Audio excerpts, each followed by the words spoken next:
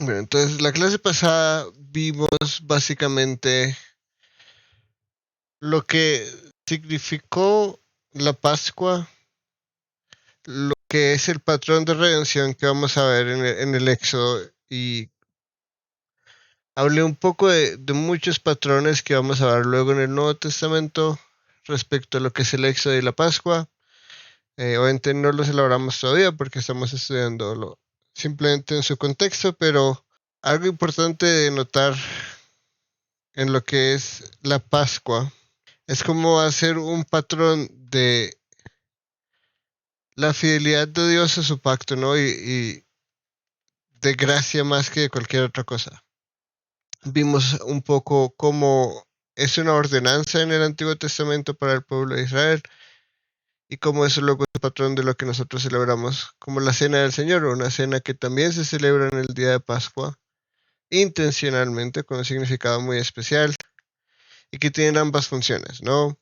La misma función, ambas tienen la misma función. En la Pascua recordamos el gran poder de Dios y cómo Dios libró con la mano fuerte a los israelitas de la tierra de Egipto. Y con la nueva Pascua, que es el sacrificio último, y en la nueva cena celebramos la salida del exilio, pero no un exilio en Egipto, sino un exilio completo de la presencia de Dios desde el Edén. Y celebramos la restauración de la humanidad, que es el pueblo de Dios, a Dios, finalmente. Entonces, básicamente eso fue lo que vimos la clase pasada. Y hoy continuaremos viendo un poco este patrón de redención, no solo en la Pascua, sino en todo lo que sucede hasta que llegan al monte Sinaí. Porque como muchos de nosotros sabemos, que ya hemos visto la historia animada, o la hemos escuchado, o la hemos leído, la salida de Egipto no es lo último y no es una transición tranquila y fácil desde Egipto hasta el monte Sinaí, sino encontramos muchas dificultades en el camino, especialmente, pues, como todos conocemos, el faraón endurece su corazón hasta lo último y se arrepiente de haber dejado al pueblo ir. Dios ya cumplió su palabra, la palabra que nosotros y los israelitas conocían y nosotros conocemos, cosas que no eran del conocimiento del faraón mismo. Él solo recibe los mensajes de Moisés en cuanto a liberar al pueblo, pero no la promesa de Dios de matar a su primogénito ni todo ese tipo de cosas. Entonces nos enfrentamos a este pueblo ha sido liberado por Dios y ha sido redimido por Dios, ha sido redimido de su mismo juicio, no porque sean mejores que los egipcios, sino por esta realidad de que Dios muestra su nombre en su relación con su pueblo. Esto lo vemos sobre todo en el significado del nombre de Dios. Dios es el Dios que está con su pueblo. Lo vemos desde el día 1 de la creación, bueno, desde el día 6 podríamos decir, de la creación, desde la primera página de la Biblia hasta la última página. Dios está con su pueblo constantemente, y aunque sabemos que no todo el que es miembro del Israel visible es miembro del Israel visible, el verdadero pueblo de Dios, así no es para las otras naciones, y Dios no puede simplemente matar a unos israelitas que no le van a ser fieles y dejar con vida a otros. No en Egipto, vemos que Dios eventualmente va a limpiar su pueblo, lo va a purificar, lo va a colar, en medio de todo lo que hace ser después en el desierto. Pero por ahora, el faraón entiende al Dios que se llama a sí mismo Yahweh, el que es quien es, como el Dios del pueblo de los hebreos, como el Dios del pueblo de Israel. Todo el pueblo debe ir porque ese es el Dios de ese pueblo. Y continuamos con la salida. Ya vimos la muerte de los primogénitos, lo que significó a los egipcios, cómo es a través de la misericordia de Dios que los israelitas se salvan del mismo castigo. Es la única maravilla de las 10 en las que los israelitas deben hacer algo para ser liberados del juicio. Las 9 anteriores, Dios preservaba el ganado de los israelitas, la vida de los israelitas.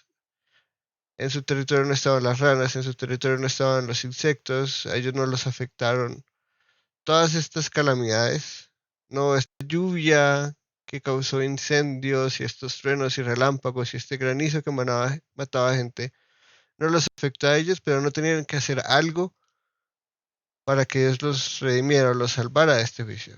En la 10ª sí, ¿no? Y empezamos con este patrón de Israel intrínsecamente no es mejor que Egipto, pero ambos representan dos cosas muy claras, ¿no? Egipto va a representar este reino de la serpiente, este reino del hombre. E Israel, aunque imperfectamente, va a representar al reino de Dios. Y esto está basado en todas estas promesas de Dios a los patriarcas, el juramento de Dios a Abraham en lo que fue el pacto abrahámico. Y librados del juicio salen, pero los problemas no se acaban, ¿no? Entonces nos enfrentamos a la realidad de que no solo tiene que redimirlos de su juicio en la Pascua, sino que va a haber un proceso constante de redención hasta que lleguen al monte Sinai. Y acá solo vamos a ver dos pequeñas historias. Obviamente, después de que cruzan el mar, no voy a entrar en el debate de cuál mar exactamente cruzaron, porque hay debate al respecto. Pero después de que cruzan el mar, hasta que lleguen al monte Sinaí sigue habiendo problemas, ¿no? Entonces voy a saltarme lo que pasa después de que cruzan el Mar Rojo, porque acá solo vamos a ver hasta el mar, no voy a decirle Mar Rojo, hasta el mar, para no entrar en debates de en dónde fue. Vamos a llegar hasta ahí. Lo que es el reino exiliado, yo creo que ya desde que cruzan el mar hasta el monte Sinaí empieza la historia de lo que es, o lo que vamos a titular en este curso, el reino parcial. Daniel, quería No. preguntarte sobre la Pascua. Ujú, ¿Sí? sí. Puedo- Antes de que pases ya, sí, preguntarte, pues de algunos teólogos, claro que tú pues lo has dicho, ¿no? El patrón de la redención, de este principio en la Pascua de que Dios salva por sustitución, ¿sí? Y de la Pascua como la prefiguración de Jesús como Cordero Pascual, ¿sí? Cuando pues sabemos que no es coincidencia que Jesús murió en la temporada de Pascua, ¿no? Como Ujú. dice Mateo y Juan, y Pablo cuando nos habla de Jesús como nuestro Cordero Pascual, ¿sí?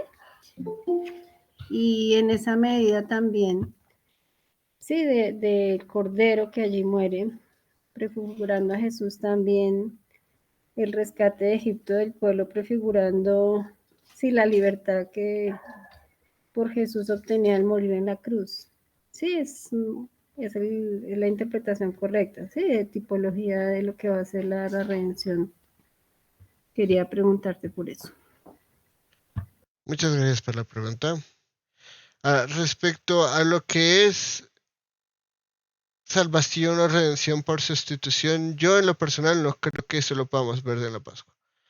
Creo que todos estos conceptos van a llegar cuando ya cruzamos al monte Sinaí y ya empieza todo este proceso de Dios revelarse a sí mismo en lo que es su Torah, creo yo traducida muy mal a lo largo de las épocas como ley. Creo que, y bueno, eso lo voy a explicar más detalle, ¿no? La palabra correcta para traducir esa expresión en hebreo, creo que la palabra más adecuada a lo largo de toda la Biblia es instrucción, no ley, y tiene un significado muy en lo que es Dios. La instrucción de Dios es su mismo carácter, ¿no? Entonces lo que se revela en la ley es su carácter y ahí está el otro lado de la moneda también es, entre más vemos al Dios Santo, más vemos la inhabilidad del hombre y la necesidad de un sustituto y ahí es donde empieza el tema de los sacrificios en Levítico, ¿no? Un montón de diferentes sacrificios, diferentes pensamientos respecto a lo que es propiciación y expiación, y eso lo veremos en detalle cuando lleguemos a lo que es el reino imperfecto o el reino temporal, no, reino temporal. Eh, pero sí, o sea, hay un patrón acá que básicamente es Dios va a proveer un sacrificio para librarnos de su mismo juicio. Podemos decir, eso lo podemos ver en la Pascua, porque finalmente, y es algo que vimos la clase pasada constantemente, se llama la Pascua de Yahweh. No, no es la Pascua del pueblo de Israel, es algo que Dios da al pueblo. Y Él da las instrucciones y deben seguirlas al pie de la letra para que la redención pase. Si uno de los israelitas no sigue las instrucciones, no van a ser salvos de lo que fue el ángel que trajo la muerte. Pero acá yo no creo que podamos ver como un patrón de sustitución todavía, porque acá no se nos dice como ustedes son pecadores, por lo tanto necesitan a alguien que pague su pecado por ustedes. Pero si vemos ese patrón de como ahora se necesita a alguien sin mancha y perfecto que Dios va a proveer para liberarnos. Pero el concepto de sustitución como tal no lo veo aquí todavía. Creo que eso obviamente se va a desarrollar con el tiempo en la escritura, especialmente en lo que es el Pentateuco, obviamente, porque acá es donde empieza todo ese desarrollo de los conceptos que hemos visto ahora a la luz de lo que va a ser el pueblo de Israel, la relación del Dios Santo con su pueblo, y ahí es donde tenemos todo lo que conocemos como la Torah, la ley, la instrucción. Es muy importante y definitivamente no es accidental que Jesús sí se haya sacrificado con los corderos de Pascua, pero el sacrificio de Pascua no es un sacrificio expiatorio, no es un sacrificio propiciatorio, no es un sacrificio sustituto en ninguna forma. Pero sí nos empieza a dar una idea de lo que más adelante se va a lograr en detalles. Ahora, la razón por la que Jesús es sacrificado en la Pascua, y ya lo veremos en detalle cuando veamos lo que es Jesús y la Pascua, es porque el éxodo y el patrón de exilio empieza no con el pueblo de Israel en el desierto y en Egipto, sino con el hombre de la presencia de Dios en el jardín. Ese es el primer exilio, y eso lo vimos en este curso, ¿no? El castigo último ni siquiera es la maldición sobre el cielo, sobre el suelo, ni las consecuencias sobre el hombre y sobre la mujer. El castigo último es que son exiliados de la presencia misma de Dios. Y el éxodo es un patrón de esa misma realidad. Dios va a llamar a su pueblo a la tierra que les ha dado, que es un patrón de su misma presencia, ¿no? Es un patrón de volver a Él, al territorio que Él les había dado, al territorio que Él había creado para ellos. Y luego, cuando vamos al antitipo último, que finalmente es Jesús, es el hombre en su rebelión fue exiliado porque nada que esté corto de perfección puede entrar en la presencia de Dios. Y Jesús, como el Cordero de la nueva Pascua, va a ser el que desvía la ira de Dios, no el juicio de Dios sobre su pueblo, siendo sacrificado. La cosa es que Jesús no solo cumple el sacrificio pascual, sino todos los sacrificios. Y eso lo vemos en Hebreos, por ejemplo. No, él dice, los sacrificios se hacen de mañana y tarde, que es el sacrificio que vamos a ver en Éxodo 24, por ejemplo, sí. Que ese es un sacrificio expiatorio, ¿no? Ese sí tiene la intención de pagar por los pecados del pueblo de Dios día y noche. Este no. Entonces, sí tiene cosas muy importantes y vitales porque los autores del Nuevo Testamento y los profetas van a ver a estos hechos con mucha importancia. Y es el anhelo, ¿no? El pueblo de Dios queda exiliado en Babilonia y en estos lugares. Y ellos anhelan volver a esta tierra que Dios les ha dado. Y los profetas van a hablar de esto. Viene un éxodo, pero no como el que pasó en Egipto, sino uno más grande. Y los profetas van a incluir a los gentiles en ese éxodo. Lo que no es raro porque ya vimos que cuando salieron de Egipto salieron no solo gente puramente hebrea o israelita de sangre pura, sino de otros lados. Pero hablarle de gentiles a la audiencia de, por ejemplo, de Isaías o Jeremías era una locura, ¿no? A esta audiencia no era tan locura, pero a esa audiencia definitivamente era una locura. Entonces es muy importante en muchos aspectos la Pascua, pero no en el sentido de sacrificio sustitutorio o sustituto, para nada. Pero sí en muchos otros factores. ¿Eso sí responde a tu pregunta? Sí, de momento sí. Pues queda la expectativa de entender bien el concepto de propiciación, expiación, ¿sí? Sí, Y la ley, entender el concepto. Creo que eso se va a ir aclarando más adelante, ¿no? así es. Muchas gracias por la pregunta. Entonces, ahora, ellos están en el camino guiados por Moisés, pero como Moisés, que digo, como Abraham, Isaac y Jacob, cuando salen ellos no saben a dónde van, ¿no? Tienen esta tierra que emana leche y miel, tienen la tradición de estas civilizaciones que ocupan el territorio del sur, al norte, al oriente y al occidente. Tienen esta tradición histórica de lo que es Shechem, Sicar, Peniel, Betel, Gerar, todas estas ciudades que habitaron los patriarcas. Pero pues definitivamente todavía no saben exactamente a dónde van. Han estado 400 años de extranjeros en Egipto, entonces, a pesar de que tienen toda esta tradición, ellos no han salido de Egipto, ellos no saben cómo funciona el mundo en esa época. El mundo ha cambiado definitivamente en 400 años, desde José, ni hablar desde Abraham. Es un mundo completamente diferente y vamos a ver un montón de cosas que Dios va a hacer y estos detallitos que a veces uno se salta porque no le ve uno mucha importancia, nos ayudan a ver cómo Dios siempre está en control de todo, especialmente de cumplir su palabra y de poner su nombre en alto, que es lo que ha estado haciendo todo este tiempo, ¿no? Cuando mata a los primogénitos en Egipto, toda persona en el mundo sabe quién es Yahweh. En el mundo conocido. Ese es finalmente el objetivo de todo lo que sucede. No solo Egipto e Israel, sino todas las naciones alrededor se van a enterar de quién es este gran Dios. Y continuamos este patrón de redención justamente en el camino, ¿no? Entonces, en el camino no están libres de peligros, esto no es un paso tranquilo. Para los que conocen o han conocido poco de historia de Antiguo Medio Oriente, es un mundo bastante hostil. La tierra en Antiguo Medio Oriente es una tierra en su mayoría desértica, rocosa.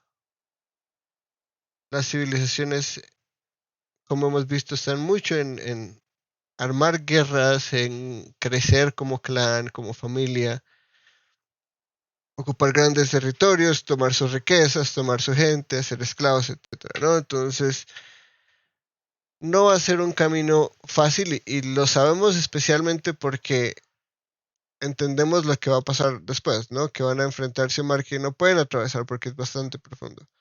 Y es Dios el que va a orar. Pero en el camino, y la razón por la que llegan al mar es por la misericordia de Dios y su redención, ¿no? Entonces ellos salen del camino y se encuentran con la tierra de los filisteos, ¿no? Entonces me gustaría tener un mapa para mostrarles, pero entonces lo que es la zona occidental de lo que es el territorio de lo que conocemos hoy como Israel, en esa época como Canaán, era un territorio filisteo, ¿no? Y era un territorio costal muy importante. Por eso vamos a ver muchas veces cuando ya está Israel en la tierra, encuentros con los filisteos, ¿no? Ellos tienen unos territorios que están muy cerca de vías internacionales, tienen acceso de occidente a oriente y las peleas no son siempre por motivos religiosos, sino más que todo por motivos geopolíticos de la época. Pero eso ya lo veremos cuando lleguemos a lo que es Israel, donde está ubicado. El caso es que hay una ruta por occidente, pero esa es la ruta que nos lleva por el territorio de los filisteos. Entonces el texto dice, cuando Faraón dejó ir al pueblo, Dios no los guió por el camino a la tierra de los filisteos, aunque estaba cerca, porque dijo Dios, no sea que el pueblo se arrepienta cuando vea guerra y se vuelva a Egipto. Entonces, si ven, tenemos este ambiente hostil en el que viven, y realmente, cuando veamos la historia de este territorio y lo que este territorio es, uno se va a preguntar, ¿dónde está la leche y miel? ¿Qué significa todo esto? Porque esta no es una tierra de prosperidad, ni de oro, esto no es América, que uno llegaba y era oro por todo lado y riqueza por todo lado, para nada. Es un territorio bastante curioso que Dios escoge, y la razón por la que lo escoge, la misma razón que le promete a Abraham, no de ser bendición para las naciones, es porque a pesar de que no es el territorio más próspero, es el territorio más estratégico. Está cerca de dos rutas internacionales grandes y es el territorio a través del cual las grandes poderes, las grandes civilizaciones tienen que atravesar para todo tipo tratados políticos, mercantiles, etc. Entonces, eso es la razón por la que se escoge la tierra que hoy conocemos como Canaán, y eso tiene un simbolismo, ¿no? Dios quiere que todas las naciones vean quién es Él y su gran nombre en su pueblo. Y eso ya nos conecta como todo lo que hemos aprendido del nombre de Dios y el pueblo de Dios. Hey, perdón. Y cómo tenemos más y más detalles de lo que es el pueblo de Dios en relación a eso. El caso es que Dios los redime de un camino difícil, a pesar de que podríamos decir era el más geográficamente bueno, ¿no? Era el más corto para llegar a donde tenían que llegar, no tenían que estar enfrente de un mar que no podían atravesar. Y vean la intención de Dios, ¿no? Dios realmente le importa a su pueblo, Él no quiere que ellos se arrepientan de salir de Egipto cuando vean cómo es el mundo de cruel afuera, ¿no? Y realmente, Antiguo Medio Oriente es un mundo de guerra y conquista y podemos decir, a nuestros ojos es un mundo muy salvaje, pero ese es el mundo en esa época. No vamos a decir que en otros lados del mundo serán más civilizados y bellos y hermosos, para nada. Eh, la mayoría de la historia de la humanidad es la historia de guerra y conquista y sufrimiento y dolor, ¿no? Y eso es consecuencia nuestra por nuestra rebeldía. Pero es lindo ver la intención de Dios con su pueblo desde el principio, y es, él no los sacó para que ellos quisieran devolverse, ¿no? Él entiende todo lo que pasó. Y él entiende que llevarlos a un lugar a través de toda esta violencia no va a ser una razón para que ellos digan, uy, vamos allá, nosotros indefensos, sin armas, no tiene ejército todavía, eso va a venir mucho después. Enfrentarnos a esta realidad de la guerra, ¿no? Él no quiere que vuelvan a Egipto. Y nosotros entendiendo toda esta verdad de lo que representa Egipto, definitivamente el pueblo de Dios nunca debe desear volver a Egipto. Tristemente, incluso a pesar de que Dios tiene misericordia de ellos y no los lleva por este camino, y los lleva por otro aún más bello porque es para mostrar aún más su increíble poder, ellos van a querer esto todo el tiempo, ¿no? Dios pues hizo que el pueblo diera un rodeo por el camino del desierto hacia el Mar Rojo, y luego, si en alguna ocasión quieren, debatimos realmente lo que significa este Mar Rojo porque puede tener otra traducción. Pero la razón por la que ellos están enfrente de este mar, que luego van a no poder atravesar, ¿no? No tienen botes, no tienen la capacidad de construir un bote antes de que el faraón llegue a donde ellos están. Pero la razón por la que ellos van a llegar a este lugar es porque Dios tiene misericordia de ellos. Y uno a veces se salta como esos detalles. ¿Por qué estaban ahí? Dios quería probarlos y probar su fe para nada. Y no sé por qué, pero a veces tenemos como esa idea de Dios siempre está probando la fe de las personas. Y si no se las prueba, entonces no es Dios. Para nada. Antes, espero que lo que hemos aprendido todo este tiempo es la misericordia de Dios, ¿no? Porque esto es una cosa que vamos a ver constantemente, ¿no? Misericordia divina. Mejor entendida como lo que llamamos nosotros amor fiel, o una mejor traducción de lo que es la palabra hebrea que nosotros traducimos como misericordia. Dios es fiel a su pueblo, Dios ama a su pueblo, Dios es fiel a su palabra, y todo esto lo vemos en este tipo de acciones muy bellas, de decir, tenemos esta opción que es más rápida, pero más insegura, y van a querer volver a Egipto al ver todo lo que está allá en este mundo de los filisteos, por ejemplo, que es un mundo constante de guerra, incluso antes de que los israelitas llegaran y se establecieran, ¿no? Incluso antes de que David se sentara en el trono, que es uno de los que más se va a enfrentar a los filisteos. Probablemente el que más se enfrenta a los filisteos en la época de Israel, desde su fundación como monarquía con Saúl hasta el último rey de Judá, que es exiliado a Babilonia. Dios va a cumplir su promesa con Abraham, ¿no? Y a pesar de que ya lo sacó de este sufrimiento y esta opresión, podemos ver y entender que no es el mundo no es más bello y más bonito cuando uno sale de Egipto, ¿no? Todavía hay peligros. Entonces estamos como en este peregrinaje a la tierra prometida. Y eso no quiere decir que todo siempre va a salir bien porque Dios nos sacó de Egipto. Esto es algo que vamos a ver también en lo que es el nuevo Éxodo, ¿no? Dios nos saca de este reino del mundo una vez y para siempre, y de este exilio de su presencia. Pero no va a ser la vida fácil. Por eso tenemos este peregrinaje y tenemos esta vida hasta que llegamos a la nueva tierra, ¿no? A la presencia misma de Dios. Ahora nuestra vida misma es el peregrinaje, lo corto o lo largo que sea. Y Jesús lo va a decir muchas veces de muchas formas, ¿no? Si me persiguieron a mí, ¿cuánto más los perseguirán a ustedes? Si me odiaron a mí, ¿cuántos más los odiarán a ustedes? En este mundo tendrán sufrimiento. Pero confiad, yo he vencido al mundo, ¿no? Entonces tenemos esta esperanza y esta garantía de que no importa qué tan duro sea nuestro peregrinaje, tenemos un Dios que nos ama.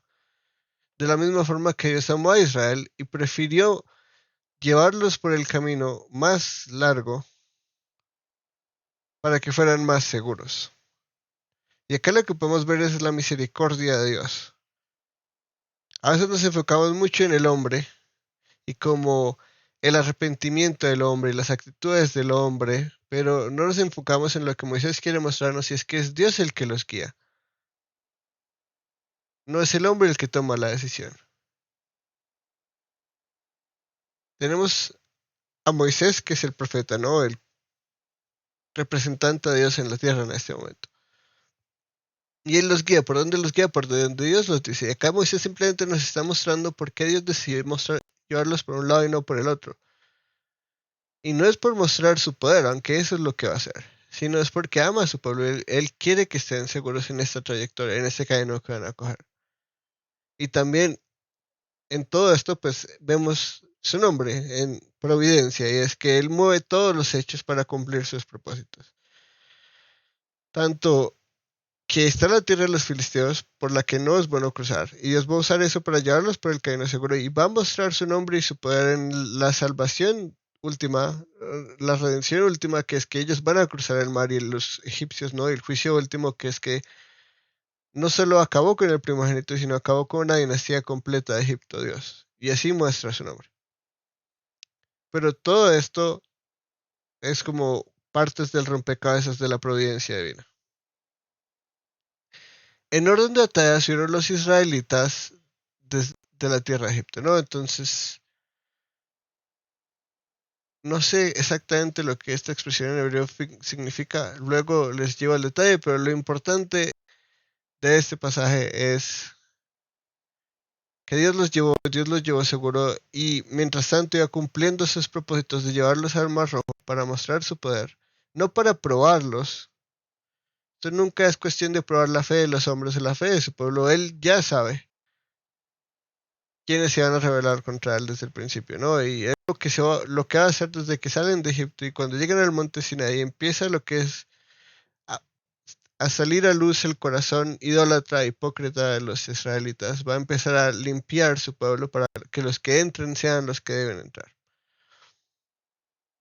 Y ya veremos eso cuando veamos la historia del pueblo de Israel, pero es muy bello. Para mí es muy bello ver la misericordia de Dios y enfocarnos en lo que Dios hace, no en el lado humano y la incredulidad.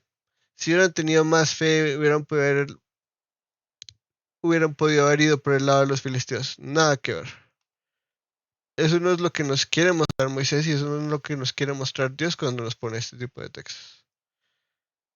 Y es un error muy común, ¿no? Es que nos gusta hacer la historia de lo que es el hombre y si es posible con mi vida, ¿no? Entonces, los filisteos son los del trabajo que no me quieren o no les caigo bien, entonces Dios me va a librar de ellos. Bueno, esta es la historia de Dios y como tenemos un Dios tan soberano y tan misericordioso. Entonces, los redime en el camino y finalmente los redime en lo que es la última redención y es que los va a hacer pasar por el camino seguro en medio de la imposibilidad de cruzar el mar. Entonces, los va redimiendo, o sea, los redime en que los lleva por el camino, pero no solo los redime en eso, sino que constantemente Él está con ellos y Él los guía. Y esto lo vemos en dos símbolos que se van a volver muy importantes y que nos recuerdan algo que ya vimos en el pasado y es el pacto de Dios con Abraham.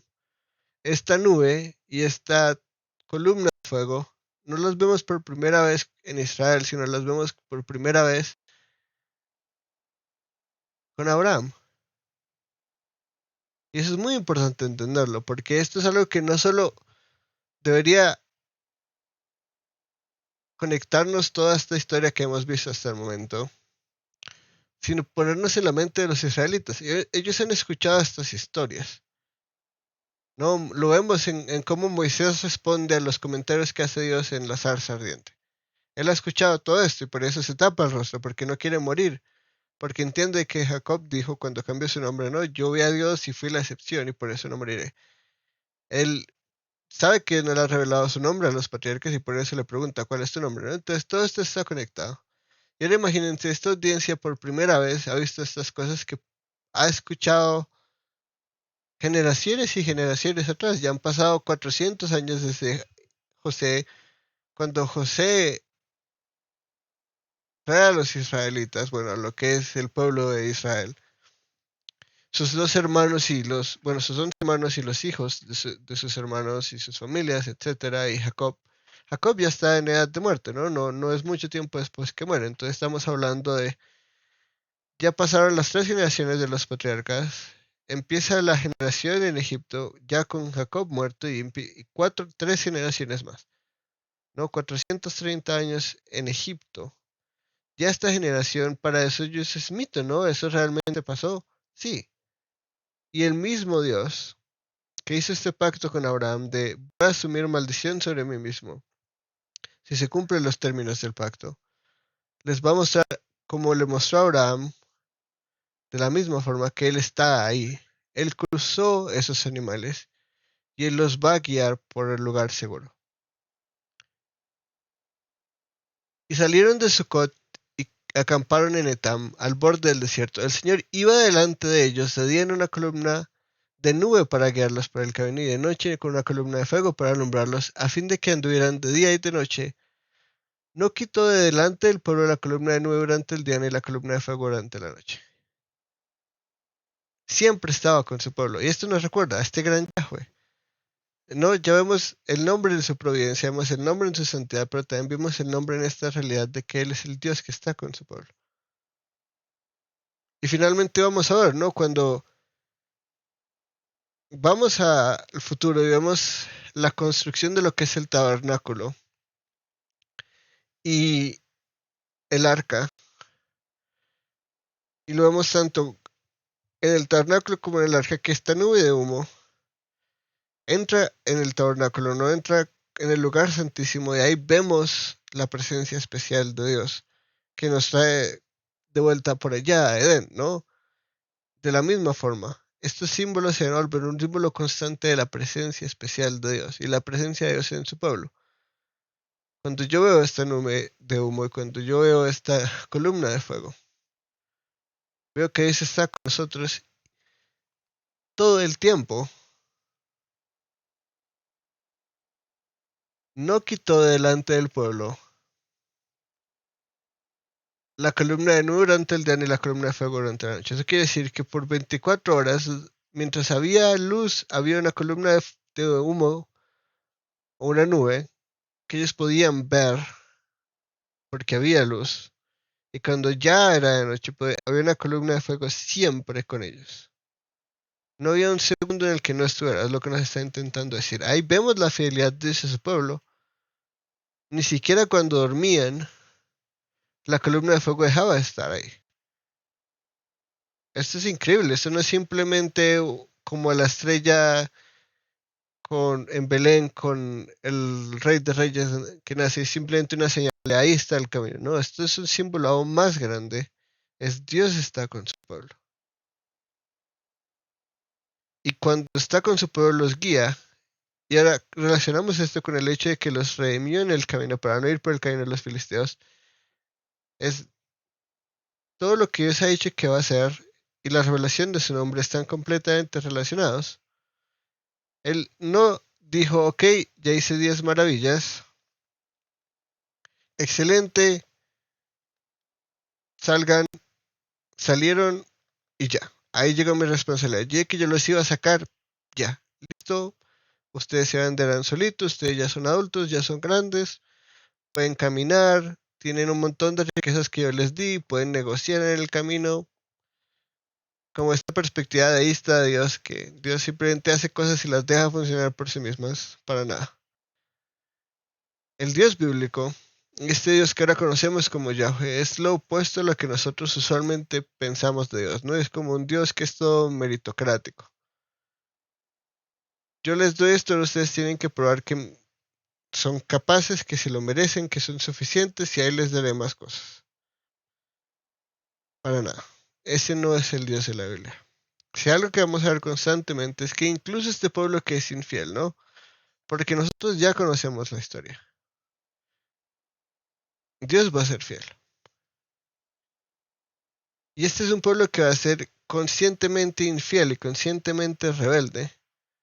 Nosotros vemos como en los patriarcas y en José, por ejemplo, esta realidad de que tienen este pecado y tienen como estas fallas, pero su intención cuando tienen estos encuentros con Dios, ya sea los patriarcas, estos encuentros especiales o José en su experiencia de vida y la tradición de sus padres, ellos siempre tienen esa intención de cumplir este propósito, esta responsabilidad de que Dios les ha dado así, al mismo tiempo cometan estas barrabasadas y estas cosas que nosotros vimos tan tontas y estos pecados tan obvios. El pueblo de Israel es totalmente el opuesto, ¿no? Y va mucho en su nombre, el que pelea con Dios, que tiene un símbolo bello en lo que es la vida de Jacob, pero que la vida de Israel es un símbolo constante de cuál es su identidad, y es que es un pueblo completamente infiel. Y usamos el término infiel porque ya vamos a ver en el monte Sinaí que hay una boda. Y esta va a ser una metáfora que vamos a utilizar constante entre los profetas, ¿no? Israel es una ramera que él desposó y lo único que hace es prostituirse una y otra vez de nuevo porque como que no sabe hacer nada más. Ese es Israel y finalmente todos los seres humanos de alguna forma. Pero bueno, ya estudiaremos eso. Lo importante es entender esta realidad de que Yahweh, ¿no? Recordemos esa palabra, señores, Yahweh ya reveló su nombre no solo en Éxodo 3, sino en todo lo que sucedió en la tierra de Egipto y con el faraón. Todo el mundo puede entender que el que será quien será, el que es quien él es, los ha sacado y los guía. Está con ellos. El mismo Dios de sus padres va a cumplir todo lo que le prometió a sus padres. Finalmente, lo que ellos están esperando y a donde ellos van es lo que ellos sí entienden ha sido prometido a sus padres y a su descendencia, que de alguna forma son ellos, pero ya hemos visto los trasciende infinitamente. Y ven, wow, sí, este Dios que nos saca de aquí nos guiará a una tierra que no conocemos, pero allá vamos. Y ellos no entienden todo esto que está pasando, ¿no? Cuando nosotros vamos y leemos el texto y decimos, ah, claro, ellos eran el territorio de los filisteos. No, definitivamente no, ellos eran esclavos en Egipto, ellos no se la pasaban leyendo historia de Antiguo Medio Oriente, decían, no, claro, acá hay filisteos, y acá hay cananitas, y acá hay amorreos, y acá hay eteos, no, nada de eso. Después vamos a ver que ellos van a estar involucrados con muchos pueblos y lo de la conquista de la tierra y todo eso lo vamos a ver en José, pero por ahora contextualicémonos, ¿no? Estos son unos esclavos toda su vida y nunca han salido del territorio egipcio y ahora lo van a hacer y lo hicieron por primera vez por este gran Dios y él los guía de principio a fin. Ahora, este es el título de que leí esta acción porque creo que esto es lo que está sucediendo y es el faraón entiende lo que ha sucedido y que Dios ha redimido a su pueblo, ¿no? Porque ningún israelita fue afectado por este ángel que trajo muerte a los primogénitos. por este evento de la Pascua. Obviamente el faraón no sabe la Pascua ni su significado ni la ordenanza que Dios dejó para el pueblo de Israel. Pero como el faraón en la época de Moisés entiende que no porque se acabó una parte de Egipto pues Yahweh finalmente triunfó. Él puede revertir lo que Dios ha hecho y ¿cómo lo puede revertir? Pues finalmente matándolos a todos, no dejando a uno con vida, que es lo que el primer faraón quiso hacer, ¿no? Y fue extinguir al pueblo de Israel como este pueblo escogido por Dios una y otra vez. Y acá vemos estas verdades de Caín y Abel y el reino del hombre y el reino de Dios constantemente en choque, ¿no? Y esta realidad de la enemistad cósmica constantemente a lo largo de la escritura y es,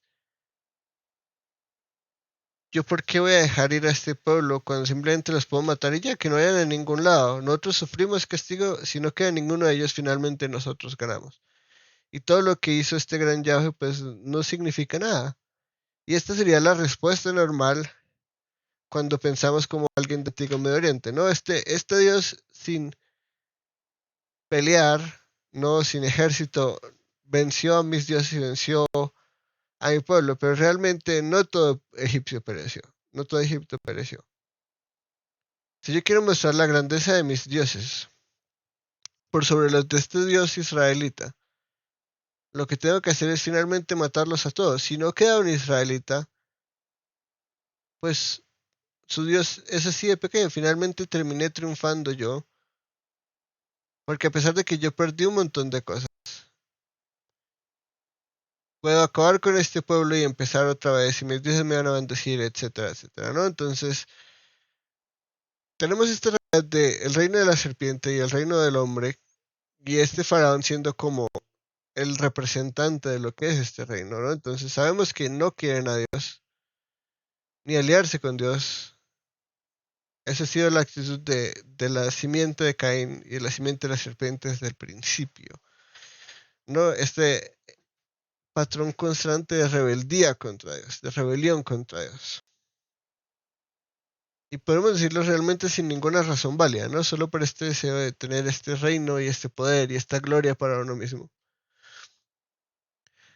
Entonces lo que está pasando acá no sería extraño para alguien si pensamos como alguien de Antiguo Medio Oriente. Finalmente, dejarlos ir fue un error. Matarlos es lo correcto. Y así vamos a ganar sí o sí. Porque si ellos se mueren, se muere su Dios. No, nuestros dioses triunfan. Y finalmente cumplimos lo que finalmente el primer faraón, después de la época de José, que no conocía a José, quería ir a acabar con este pueblo. Porque crecían en poder y eran poderosos y eso era una amenaza para lo que es el pueblo de Egipto, que finalmente se vuelve este patrón de lo que es el mundo y el reino del mundo. Entonces, él dice, vamos a revertir todo esto, ¿no? Y el texto nos dice, el Señor habló a Moisés y le dijo, di a los israelitas que en la vuelta de acampen delante de Pijahirot. No sabemos este lugar dónde está. Tristemente, hay mucha especulación respecto a lo que es este lugar, Pijahirot, y las dos posibilidades que terminan en dos mares diferentes. Eh, hay bastante controversia respecto a lo que este lugar es, dónde queda y qué camino tomaron los israelitas. Por eso decirle el mar rojo no sería lo más correcto si no les doy la evidencia, porque yo creo que es el mar rojo y no el otro mar. Eh, pero este lugar es de los pocos que no conocemos. Pijahirot, Migdol y todos los otros lugares que ya hemos mencionado los hemos podido localizar, lo que hoy en día es Medio Oriente, pero Pijahirot no. Porque no hay muchos otros registros históricos que nos den una idea de qué lugar es este. Ustedes acamparán frente a Baal Zephón, en el lado opuesto junto al mar. Porque Faraón dirá de los israelitas, andan vagando sin rumbo por la tierra del desierto, los han cerrado, ¿no? Entonces dice, perfecto, tengo todo el escenario. Miren la mente del Faraón. Y luego veamos cómo es opuesto a lo que realmente está pasando. Dice, andan vagando sin rumbo por la tierra. Él dice, ellos salieron, pero ellos no saben a dónde van. Son unos esclavos, ellos no son educados, ellos no tienen mapas, ellos no tienen estudios geográficos, ellos nunca han salido de acá, ellos no saben las rutas de comercio, ellos no saben dónde quedan las rutas internacionales, los caminos principales. Son unos pobres, ignorantes, por ahí, listos, salieron, su Dios los liberó, bla, bla, bla, pero ellos, ¿qué tienen? Son vagos, o sea, son nómadas, podríamos decirlo así, ¿no? Y eh, realmente lo son. Eh, por la mayoría de su vida son una tribu nómada, bastante grande en número, pero nómadas, como sus padres, ¿no? Y esto nos recuerda mucho la historia de los patriarcas, eran nómadas, simplemente iban de un lugar a otro y tenían sus campamentos aquí y allá, pero ellos no estaban establecidos en ningún lado. Tristemente para el faraón esto no es la verdad, ellos sí tienen un rumbo, ¿no? Ellos no están vagando, sino ellos son guiados por Dios, con un rumbo que ellos no conocen, pero lo tienen, ¿no? ¿Por qué? Porque sabemos que es Dios el que le habla a Moisés y le dice, ustedes van a ir y van a estar junto al mar. Obviamente el faraón no cree eso, simplemente dice, son unos bobos más que salieron, pero tenemos el escenario perfecto. Están en el desierto, ellos no conocen el desierto. Y el desierto es un lugar bastante hostil y salvaje. Ni siquiera por las civilizaciones que van a estar alrededor. Ya veremos mucho de las civilizaciones y geografía cuando nos veamos o nos reunamos de nuevo después de las vacaciones que vamos a tener. Porque es muy importante entender geografía para entender todo lo que va a venir después. Sin embargo, sin ver todos los pueblos y todo lo que había y todas las rutas comerciales y todo eso que estaba en el mundo de Antiguo Medio Oriente, el desierto es un lugar árido. Ahí no hay vida, no es muy fácil tener agricultura. La cantidad de centímetros de lluvia que caen es bastante poca. Es un ambiente de por sí bastante hostil. Hoy en día es mucho más habitable por toda la tecnología que tenemos, las vestimentas, etcétera, pero estamos hablando de una época tan diferente a lo que es hoy que es imposible compararlo. Ir hoy en día a Medio Oriente no se compara a lo que es estar en Medio Oriente en esta época, ¿no? Eh, y aparte todo van a pie. Entonces, es bastante lógico por parte de un ser humano y sobre todo de alguien como el faraón que podríamos decir es tan educado. Pensar algo así, ¿no? Finalmente ellos están en medio de la nada y el desierto es el lugar perfecto para atacarlos. No tienen un ejército de por sí. Y están en un lugar donde no pueden escapar a ningún lado. No, no tienen murallas, no son una civilización, no hay nada que los proteja. Las murallas eran lo que protegía a una civilización de ser invadida. Y vamos a ver, por ejemplo, cuando lleguemos a José, cómo era una ciudad, porque nosotros nos imaginamos ciudad y nos imaginamos algo como Bogotá.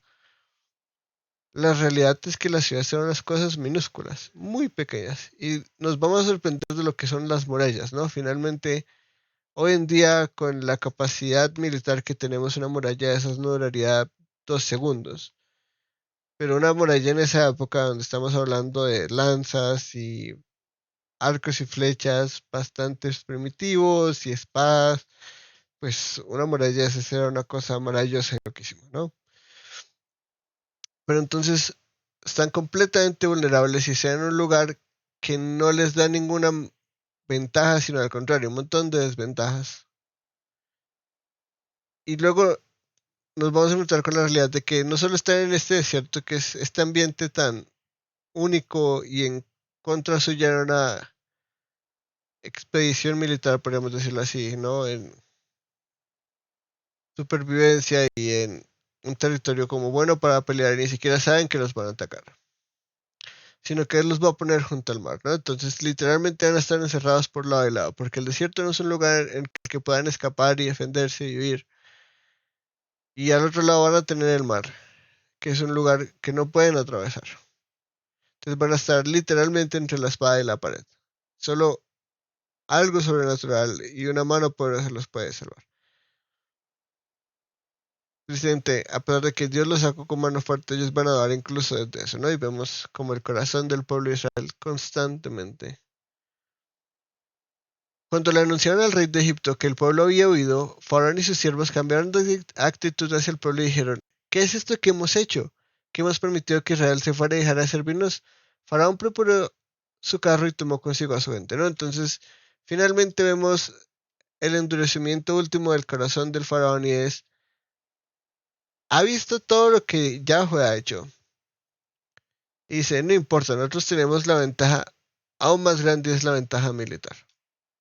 Estamos hablando de carrozas, por ejemplo, ¿no? Una cosa que hoy en día para nosotros sería una cosa muy desventajosa, ¿no? Sobre todo con el armamento que tenemos. Pero en esa época una carroza era muy fácil para moverse en el desierto, muy veloz y muy mortal, ¿no? Porque uno podía atacar a grandes velocidades y hacer bastante daño. Y era muy difícil atacar a alguien en una carroza, sobre todo cuando estamos hablando de gente que no tiene experiencia militar. Tomó 600 carros escogidos y todos los demás carros de Egipto, con oficiales sobre todos ellos. Y ahora vemos la razón de por qué tomó esta acción. Y nos lleva de vuelta todo esto que ha sucedido. Y por eso podríamos llamar el cruzar el mar la onceava maravilla.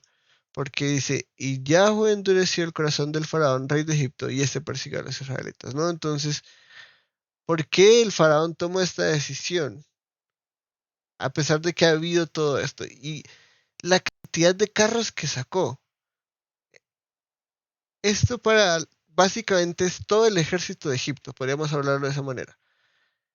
Estos carros y estos oficiales no venían en 10.000 o 20.000 o 100.000 para nada, eran civilizaciones, incluso una civilización como Egipto tenía un ejército de miles, no de 10.000 o más, para nada, eran miles a lo máximo, ¿no? Y estamos hablando de exageradamente, realmente podemos decir eran 1.000 y pico, 2.000, y que se lleven todos sus carros y básicamente oficiales entre ellos quiere decir que son los más entrenados y los más experimentados militarmente.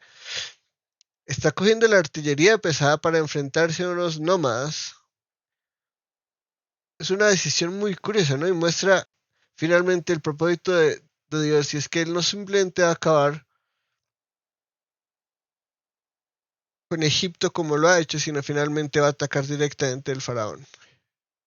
Y la gloria de Egipto que es finalmente su ejército, ¿no? No, el faraón es el hijo de Dios, la imagen y semejanza de los dioses egipcios, pero los ejércitos son los que le dan finalmente el estado a Egipto, ¿no? Ellos son los que tienen este ejército para conquistar, bendecido por sus dioses. Y Dios ha atacado todo y va a atacar finalmente el ejército y es él el que causa esto. No, eso es lo que nos dice el texto. Ya luego podemos entrar en miles de debates de qué significa endurecer y esto de soberanía divina y libertad humana, pero ya lo tratamos en ese curso. Finalmente, lo que nos importa es que el resultado es que Yahweh, este Dios providente, hace que todos sus propósitos se cumplan. Entonces, el faraón va y persigue a los israelitas, pero miren esto. Pero estos habían salido con mano fuerte. ¿Y cuál mano? La de Dios. Los egipcios los persiguieron con todos los caballos y carros de Faraón, su caballería y su ejército, y los alcanzaron acampando junto al mar, junto a Pihahirot, ¿no? Entonces, se lleva todo su ejército, todos los caballos que tienen, que les quedan, los montan en carros, cogen a sus militares más expertos y todo lo que usarían para una campaña de conquista militar, simplemente para atrapar a este pueblo de nómadas. Esto es increíblemente maravilloso en un sentido y es tanto teme el faraón al Dios de los israelitas que la única forma que él ve de ganar esto es con todo su potencial militar. Y finalmente esta va a ser la última batalla entre dioses, porque ¿cómo se enfrentaban los dioses de esa época? A través de sus ejércitos. El pueblo de Israel no tiene un ejército, pero tiene a Dios. El pueblo de Egipto y sus dioses tienen un ejército que está bendecido por los dioses. Y por eso es que son la potencia imperial más grande de la época. porque han podido conquistar y tener todo este poder a través de este ejército que finalmente a los ojos de ellos es una representación de los y una bendición de los dioses que sirven. Sí, una pregunta. Mm, Y Daniel, esta es una pregunta como más histórica. Me causa curiosidad saber el hecho de que el faraón, pues sabemos por el relato de la Biblia, fallece porque es atrapado por el mar y su único hijo, su eh, primogénito, había fallecido también por lo que había sucedido con esta maravilla de Dios. En ese orden, ¿quién continuaría como dirigiendo Egipto? Sé que es una pregunta como más de un tema histórico, pero me causa como un poquito de curiosidad ese tema. No, no te preocupes, está muy bien. Eh, pues los registros históricos, podríamos decir así, seculares, sí tienen un registro de un cambio de dinastía eh, de faraón a faraón y sale como una nueva generación de faraones que no venían conectados a los anteriores, pero eran familiares, o sea, eran, podríamos decir, pues, de la misma familia real.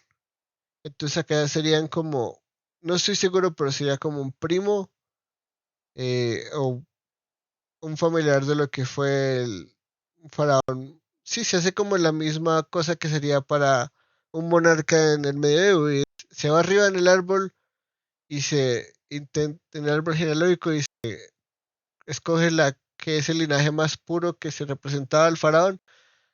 Pero sí hay registros históricos de que hay un cambio de dinastía en Egipto.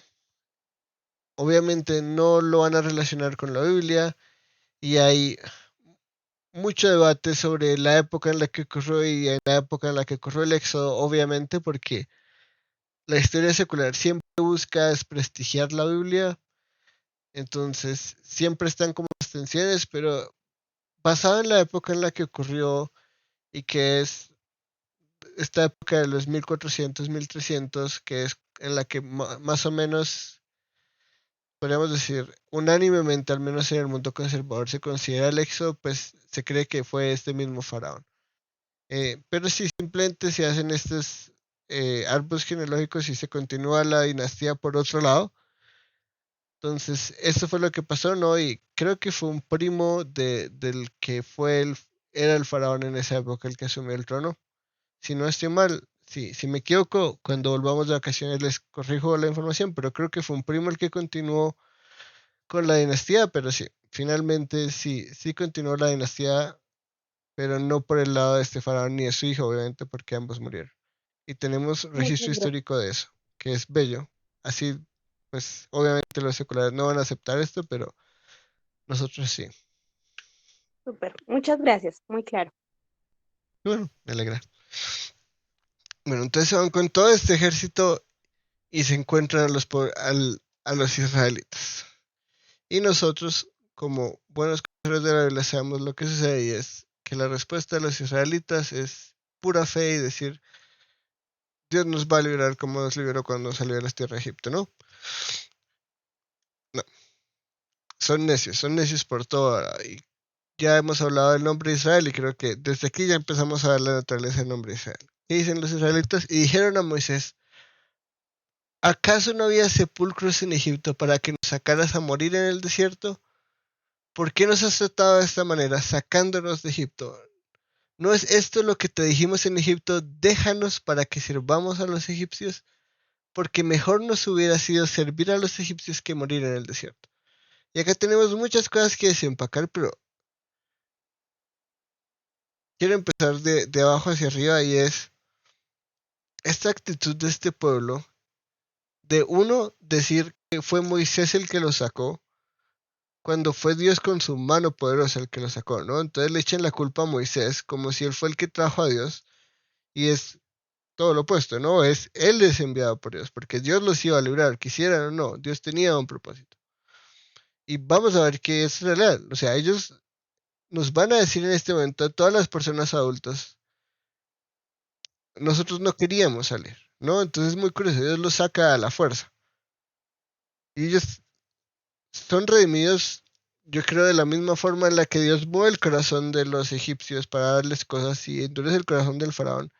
Ellos son movidos a obediencias porque es imposible que este mismo pueblo haya sido tan obediente para hacer lo de la Pascua. No, es realmente, yo creo, ahí la soberanía de Dios también en eso. Pero entonces, nosotros no queríamos irnos. Esto te dijimos en Egipto. Déjanos para que sirvamos a los egipcios. Qué curioso. Esto es lo que ellos querían.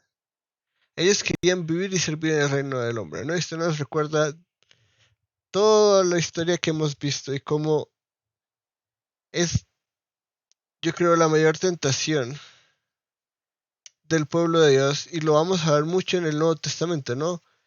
Volverse a los caminos del mundo, a pesar de que tenemos algo mucho más bello y más glorioso, tenemos esta tentación constante de rendirnos ante la adversidad y ante este montón de cosas. Y esto lo vemos en el pueblo de Israel, ¿no? Tenemos esta adversidad y decimos, no, el reino del mundo es mejor. ¿Para qué yo vivir esta vida de sacrificio y de persecución cuando aceptado por el mundo, en el mundo lo tengo todo? Y Jesús nos va a decir cosas como, parábolas como el hombre que tenía grano por cantidades y decía, tengo todo esto para mí. Y Dios le dice, necio, esta noche vengo a reclamar tu alma. No, ¿de qué le sirve al hombre ganar el mundo si pierde su alma? Lo diría Jesús de esa forma. Tristemente, el mundo prefiere ganar el mundo y perder su alma que ganar su alma y perder el mundo. Y esta es la misma actitud del pueblo de Israel. Porque mejor nos hubiera sido servir a los egipcios que morir en el desierto. Y acá es donde nos devolvemos a lo que sucede acá. ¿Acaso no había sepulcros en Egipto para que nos sacaras a morir en el desierto? Y esto es lo que les preocupa a ellos. Morir en el desierto. No morir en general, sino morir no en un sepulcro. Y esto nos lleva a la realidad que hemos ignorado tal vez un poco, y es que los israelitas no son por naturaleza, y vamos a decir la verdad, no son adoradores de Yahweh. Ellos tienen esta tradición patriarcal, podríamos decirlo de alguna forma, pero como lo vimos en la vida de cada patriarca, llega como en un momento en el que ellos aceptan a Dios, tienen esta experiencia con Dios y se puede llamar el Dios de ellos, y ellos se pueden llamar su pueblo. Esto no ha pasado con el pueblo de Israel, y la Pascua no es un símbolo de eso. Sin embargo, algo que sabemos es que ellos han sido y han vivido en la tierra de Egipto por 430 años. ¿Qué quiere decir esto? Que ellos han vivido bajo la cultura y la religión egipcia por todo este tiempo, ¿no? Y si alguna vez se han visto una película de momias, o se han visto un documental de History Channel o algo así respecto a lo que era la antigua cultura egipcia, algo que era muy importante para ellos era el sepulcro y el más allá, ¿no? Entonces, en la mente de ellos, lo que van a ser los sepulcros y las tumbas eran como una transición de la vida en este mundo a la vida más allá. Y por eso los faraones y todo ellos se enterraban con tantas cosas de valor. Incluso a veces, por ejemplo, en la tumba de Tutankamón, se cree sus hijas o dos de sus hijas se fueron momificadas con él. Y es porque ellos tienen esta percepción de lo que carguen en este sepulcro son cosas que les van a ayudar en la transición al más allá. Y están pensando los israelitas están pensando como un egipcio. Están diciendo, morir aquí en el desierto es perjudicial para nuestra vida en el más allá. No como el pueblo de Israel diciendo, creemos en la resurrección de los muertos y Dios nos va a restaurar en los últimos días. No, esto todavía no ha sucedido, ¿no? Y toda esta teología de la resurrección todavía no se ha elaborado y no ha sido revelada. Ellos están pensando como unos egipcios, están diciendo, incluso si hubiéramos muerto allá, tendríamos una transición más buena para lo que es el más allá de la vida, más allá de la muerte. Porque solo el hecho de estar en un sepulcro ya es positivo. Morir en el desierto, en la batalla, eso era catastrófico para un egipcio. No, por eso todo el proceso de momificación y todas estas tumbas tan gloriosas que vemos en Egipto, ¿no? Después de todo, las pirámides, por ejemplo, son tumbas gigantes. Todo esto simplemente es teología egipcia, podríamos decirlo así, ¿no? Su percepción de lo que es la vida más allá y su relación con los dioses.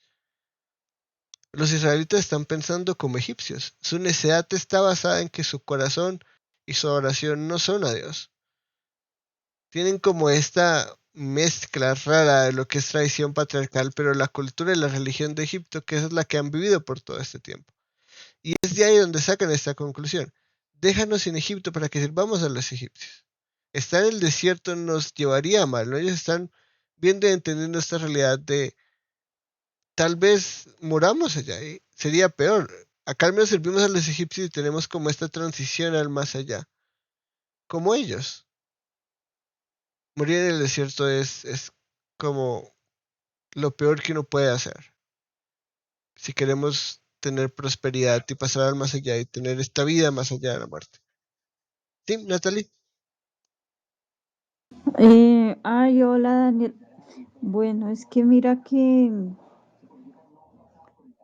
quería preguntarte si es cierto que la, la idea de que todo lo que existe es en esta vida se basa en es decir, que no hay una existencia en el más allá, porque alguna vez escuché que en los proverbios cuando Salomón dice, o en los libros de sabiduría, o sea, los libros poéticos, cuando hablan de que todo el hombre es su trabajo y fatigarse y disfrutar del bien con el que se fatiga bajo el sol, porque a donde el sepulcro no, donde va no hay ni ciencia ni sabiduría. Entonces, ellos, lo que escucha, lo que entendí es que para esa época no existía la idea de una vida después de la muerte, sino que precisamente un poco del relato de Salomón es un poco, como decía, como fatalista, en el sentido de que decía tanto el justo como el injusto igual van a perecer y van a llegar a la muerte porque a ambos les espera el mismo fin. Entonces, lo que explicaban era que para el ser humano de esa época no había una noción de la vida en el más allá después de la muerte, porque eso era lo que reflejaban los escritos poéticos de esa parte de la Biblia. Entonces ahora con lo que dices del pueblo israelita en Egipto, eh, me quedo confundida porque entonces son dos informaciones diferentes, además de que son dos tiempos cronológicos diferentes, ¿verdad? Entonces lo que yo quería preguntarte era si para los israelitas en Egipto sí había un más allá y si para el, el pueblo en los tiempos de los reyes había un más allá o una vida después de la muerte, porque bueno, no sé, o de pronto yo tuve mal la información. Entonces era como cómo pensaban los del Antiguo Testamento y los reyes la vida del más allá, si había vida después de la muerte. Bueno, muchas gracias por esa pregunta. La verdad es muy buena porque me permite hablar de lo que es la teología liberal. Entonces, lo que tú escuchaste sí es algo que mucha gente cree, pero no gente que yo diría es tomar la Biblia en serio, por ejemplo, ¿no? Entonces, ¿qué sucede? Y es que después del siglo XVIII lo que viene a ser el siglo XIX con Schleiermacher, lo que es el inicio de la teología liberal, se empiezan a tener preconcepciones preconcepciones de todo basadas en lo que considera la historia correcta de la religión. Y eso es una disciplina crítica que se llama la historia de la religión, y finalmente lo que se va a conocer como la historia evolutiva de la religión. Y es que dicen, la religión es un proceso o una idea que el hombre evoluciona a través de los tiempos, empezando en el animismo, ¿no? Y el animismo es simplemente la creencia en espíritus, en fuerzas que mueven espiritualmente la naturaleza, ¿no? Y eso tiene un montón de fallas, pero bueno, ellos dicen que eso pasa del animismo, y eso tiene un montón de transiciones, a lo que luego empieza lo que es el politeísmo, y finalmente termina lo que es el monoteísmo, ¿no? Entonces, te lo estoy resumiendo porque hay un montón de cosas intermedias, pero entonces ellos basan la religión en eso, ¿no? Y ellos luego van a la Biblia y con sus preconcepciones de lo que ellos creen es la verdad de la religión, o de la idea de religión, o de la idea misma de Dios, van poniendo la historia humana en lo que ellos creen ya es seguro la historia del pensamiento religioso y el concepto de religión. Pero no hay evidencia de nada de eso, ¿no? Pero es muy científico, entre comillas, es totalmente secular y no tiene ninguna preconcepción real de Dios ni nada de esas cosas, sino es una evaluación, entre comillas, crítica. Y ellos cogen cosas como, por ejemplo, las teorías de Salomón para decir lo que, bueno, algunos escritos de Salomón para decir lo que tú dices, ¿no? Y es que el Kohelet, que estamos hablando de Eclesiastés, era en su mayoría básicamente un ateo, eh, y dicen los últimos versículos de Eclesiastés fueron una adición después judía para como ponerle un asunto positivo a todo el cuento de Eclesiastés, pero no hay evidencia de eso, ¿no? Especialmente cuando hablamos de la escritura judía y lo estrictos que eran los israelitas y después los judíos para transmitir la revelación, el proceso de copiado, no, no vamos a verlo, creo yo, en lo que es la tradición escriba israelita judía, lo que va a pasar después en el cristianismo, ¿no? Es que vamos a tener como estos pasajes como Juan 8 y la mujer adúltera, estas cosas que se añaden o modificaciones intencionales o no intencionales en lo que es el Nuevo Testamento. Yo creo que podemos confiar tanto en el proceso de transmisión israelita judía de la escritura para decir como que se añadieron cosas, no hay evidencia alguna de eso. No, claro, hay palabras que se perdieron, sobre todo cantidades. Hay algunas cantidades que no tenemos exactamente. em, pero el proceso de transmisión es muy fiel. Entonces decir que alguien añadió algo al final, porque sí, no existe nada de eso, es toda especulación, entre comillas, científica. Pero entonces, claro, están esas teorías, ¿no? Definitivamente el que escribió Eclesiastés no era un ateo y el mensaje que quiere darnos no es desesperanza.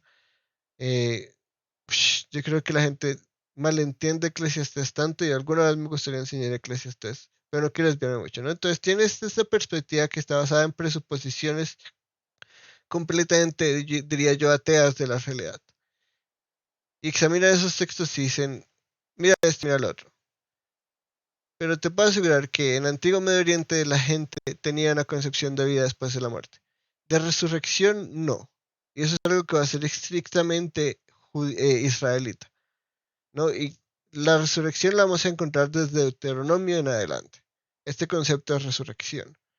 Incluso en Job, que no sabemos quién escribió, algunos debaten si fue antes o después del Pentateuco que se escribió, pero incluso en Job encontramos un concepto de resurrección. Eso sí va a ser exclusivamente judío-cristiano, pero la vida después de la muerte no.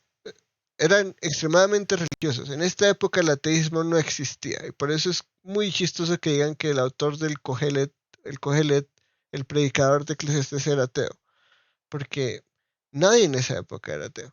La gente era extremadamente religiosa y con la religiosidad viene este concepto del más allá y de la trascendencia, definitivamente vida después de la muerte. No sé si has escuchado de Anubis, por ejemplo, de Hades, por ejemplo, ¿no? Estos dioses que son del inframundo, de la muerte. Eso quiere decir, no, las almas no se acaban cuando uno muere, sino a este concepto de vida después de la muerte. Y es constante a lo largo de la historia de la humanidad, por ejemplo, ¿no? Si nos vamos incluso aún más atrás, muy cerca a la época nueva y postdiluviana, con la épica de Gilgamesh, que obviamente tiene un montón de ficción agregada, pero cuando intentamos analizar la verdad detrás de la historia, incluso vemos que con el tiempo se deifica a Gilgamesh, ¿no? Y pasó de ser un hombre que murió y dejó las murallas de Uruk como un recuerdo de su existencia, y pasó a ser como un dios que trascendió y ahora está en este panteón de los dioses junto a los otros dioses que crearon el diluvio, ¿no? Entonces, mira, esta idea de incluso este gran rey trascendió la muerte de alguna forma, ¿no? Con el tiempo, a medida que la épica fue formándose, podemos decir, y transmitiéndose, y diferentes versiones existieron, se edificó a Gilgamesh, que sí fue un rey alguna vez, pero que pasó a ser un dios, ¿no? Entonces vivió después de la muerte. Y ahora es incluso no solo un ser humano, sino un dios. Y estamos hablando de 2300 antes de Cristo, ¿no? Y pasaron las fechas que tenemos, 2300, 2400, el diluvio es 2500, 2600 antes de Cristo, es algo muy cercano al diluvio. Entonces podemos decir que siempre existió un concepto de vida después de la muerte. De la misma forma que siempre existió un concepto de Dios. Y yo creo que ese es uno de los ataques más certeros contra la teoría evolutiva de la religión. Y es que del animismo nunca vas a pasar a la idea de Dios, porque tú no puedes sacar la idea de deidad de la nada. Porque el concepto de Dios es un concepto muy específico y muy trascendente. Tú no puedes evolucionar a través de la razón a un concepto tal de un Dios. Eso es imposible. La idea de Dios precede incluso mismo a la idea del hombre, diría yo. Eh, entonces, bueno, por ese lado, sí, definitivamente. Yo, o sea, te puedo argumentar, obviamente ya sería con historia bíblica, pero incluso antes, llegando desde la épica de Gilgamesh, incluso un poquito antes, la idea de vida después de la muerte era bastante obvia. Sí se va a desarrollar la resurrección como un concepto judío-cristiano. Y algo que va a ser extraño incluso para la gente alrededor de ellos. Y luego cuando llegamos a la época de Jesús va a haber dos corrientes, unas que creen en la resurrección y otras no, los saduceos y los fariseos.